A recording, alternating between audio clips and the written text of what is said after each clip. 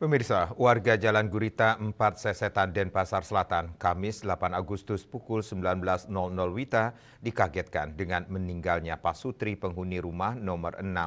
Rumah tersebut ditempati mantan Bupati Jembrana Ida Bagus Ardana, 84 tahun, bersama istrinya AAA Sri Wulantrisna, 64 tahun.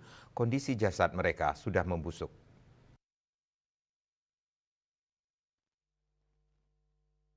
Menurut sumber, Jumat 9 Agustus kedua korban ditemukan meninggal dunia di lokasi terpisah. Jasad Ardana yang merupakan Bupati Jembrana periode 1980-1990 ini ditemukan tergeletak di dekat pintu dapur, sedangkan istrinya tergeletak di atas tempat tidur kamarnya. Kedua jasad korban sudah mengeluarkan bau busuk.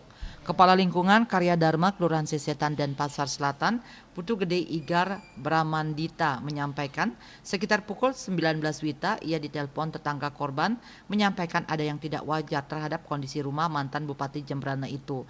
Pasalnya sudah 3 hari rumah itu dikunci dan kelihatan kotor. Setelah mendapatkan laporan seperti itu, Igar langsung ke TKP karena pintu gerbangnya terkunci lalu dipotong. Ia sempat masuk ke rumah dan melihat Ardana tergeletak di lantai dapur.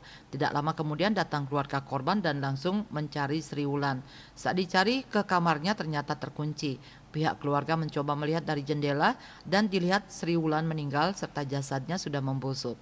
Pintu kamar Sri Wulan langsung didobrak. Terkait kejadian ini, pihak kepolisian langsung ke TKP.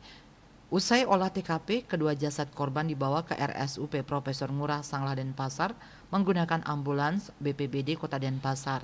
Kasih-Humas Polresta Denpasar AKP Ketut Sukadi dan Kapolsek Denpasar Selatan Kompol Herson Juanda belum bisa dikonfirmasi terkait kejadian ini. Bali Post melaporkan.